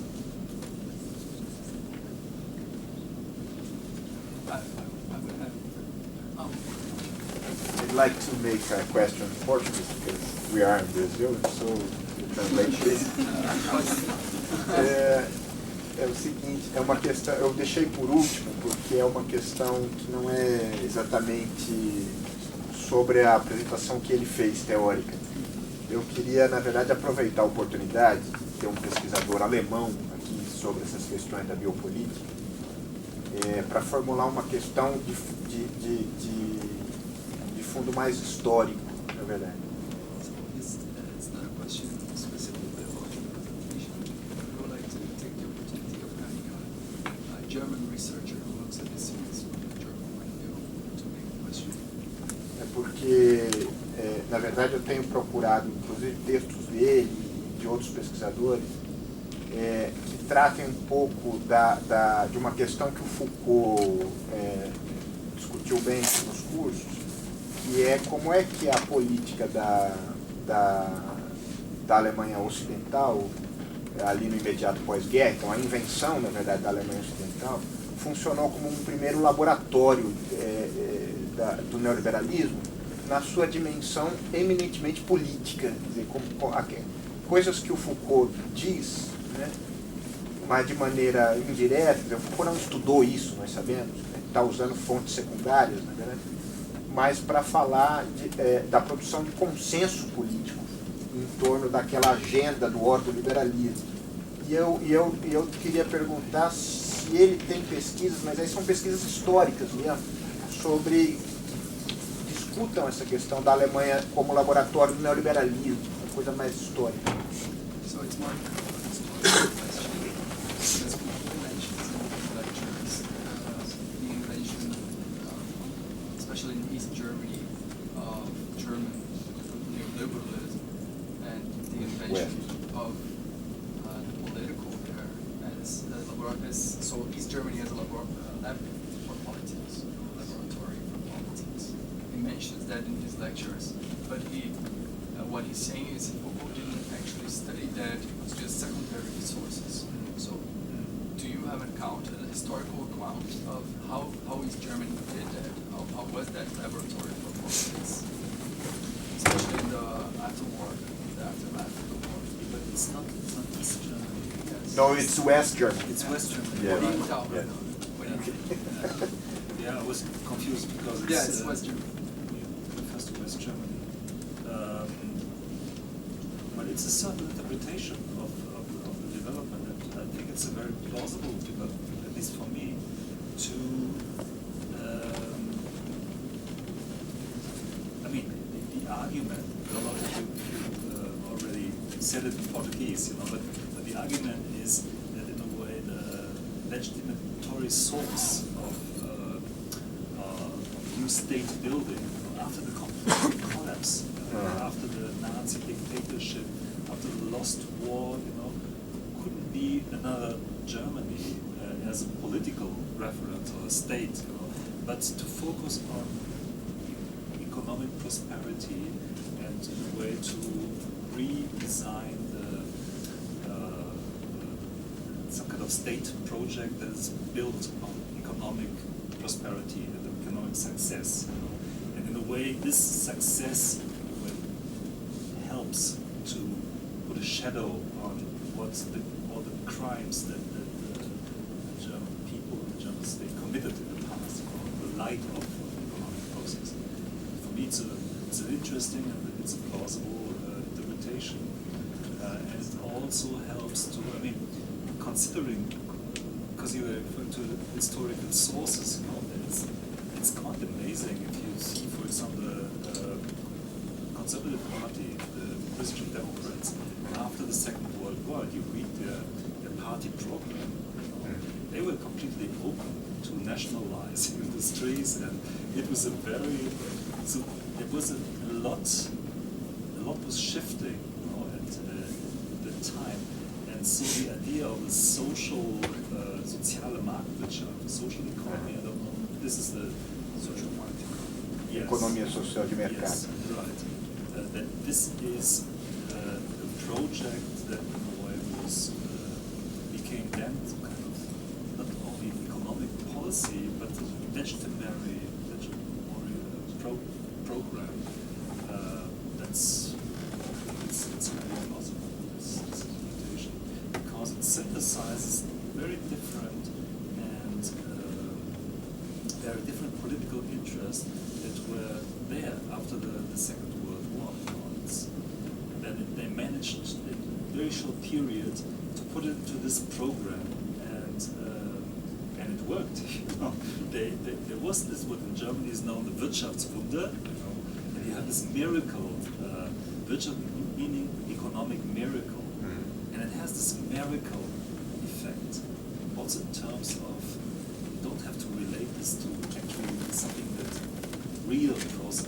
It's something that just pops up, a miracle, you know? And you have to be thankful for it, but you don't need to relate this to, I don't know, to the nasty past or to economic interest. It's just a miracle. Is there something like that in cybernetics nowadays? If the thing it was in economics there, now is in cybernetics. Is it possible to think that, or if it's like that, there is something metaphysical in this miracle that cujo conteúdo não é fixo, é isso.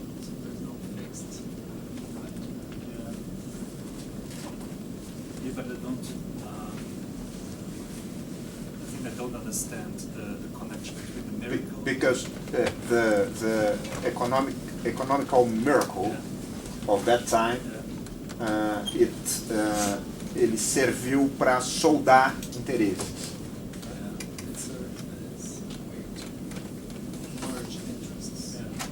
At that time. And now, is it possible we say that cybernetics can occupy esse mesmo lugar, the same place now, the place of the convergence of interests now is occupied by cybernetics or not?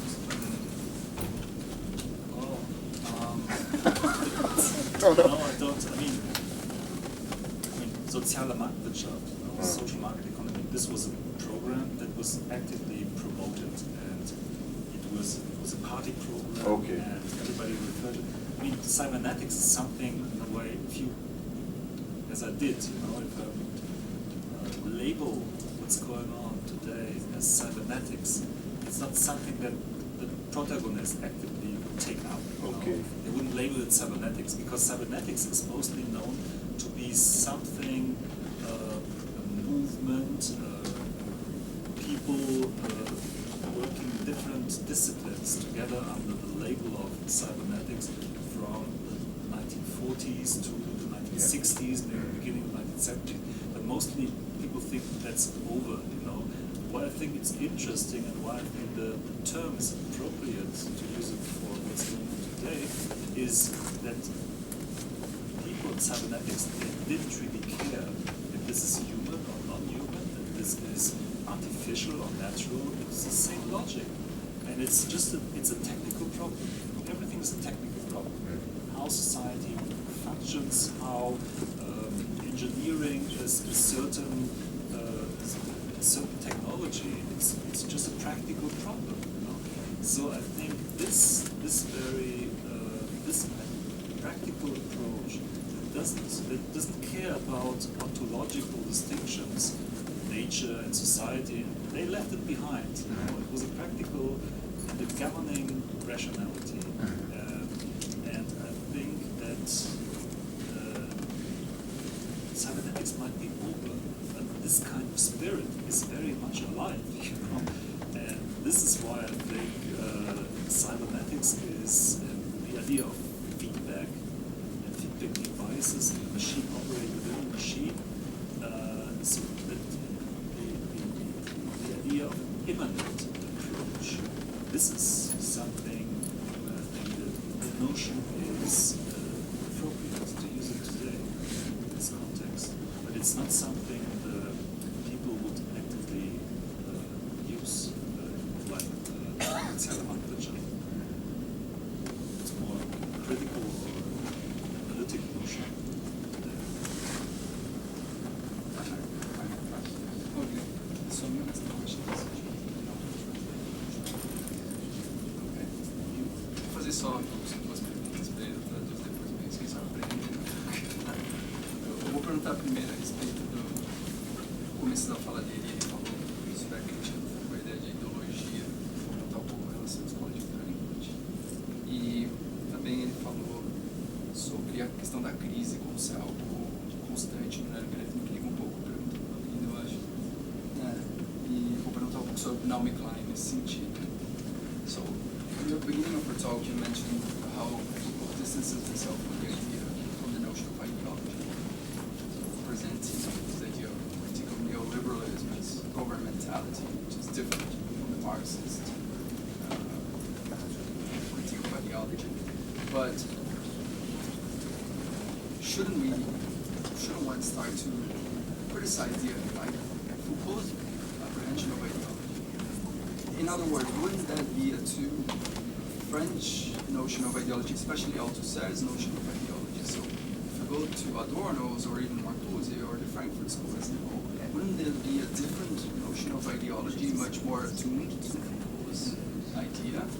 And the second question is, I found it very interesting, part you were talking about Melinda Cooper, Life is Surplus, how crisis is not an exceptional situation anymore, but it's part of everyday life. And would it be possible to link that with Naomi Klein's work on neoliberalism, especially the shock doctrine? So as crisis is actively produced in order to operate within neoliberalism, is not something to avoid. Quite on the contrary, it's something you want, you wish, you desire. Yes, just to begin with the last few years, of course, yeah. There's this neo-Schumperianian impetus, you need to destroy things in order to create a space for something new. And I think this is very, very much what you were referring to. It's very much part of this idea, that crisis is something natural, it's not exceptional, it's normal, it's routine. And not only it has to be accepted, but it's a creative resource, that you have to stimulate. And this is, of course, part of thinking business cycles, and that you have limited time for consumer products. So, and then you have something like we call innovation, and you get rid of the old, and you to create the space, especially the market space, for something new. So, yes, it's definitely part of the same of the logic Linda Cooper is very well describing it. And the other, well, yes, thanks for the question, because like the question you asked, it's not at least my understanding is not that Foucault would just reject any recourse to notions like repression or ideology. That's not the point. The point, so this is often a misunderstanding that people think that Foucault displaces repression, putting the accent on productivity. This doesn't mean that repression doesn't exist, but for me, my reading, repression is part of a productive cycle. It's part of production. It's a very specific, might be very limited form of production, but it is. So it's not that you just juxtapose the two and oppose them, but you reconceptualize repression as something productive. And the same, I think, is true for what I termed the term ideological manipulation. Of course, it's a very limited and under-complex understanding of ideology. There are people that actually endorse that understanding of ideology, but it's very limited. Not only the group is limited, but the concept is itself very limited. And again, this doesn't mean that this kind of ideological, manipulative, instrumental understanding of ideology doesn't exist. It does exist, but ideology could be and is more than that, or the way Foucault describes as productivity of power gives rise to different forms of knowledge and understanding that are not captured but is instrumental, very limited meaning of ideology. So yes, of course, it is in accordance with more complex ideas of ideology. That just means that that you have to beyond certain concepts of thinking power in terms of physical repression or ideological manipulation. It just helps to bring out this productive dimension. It doesn't mean that these forms of power don't exist, they do. I think it's enough sense today.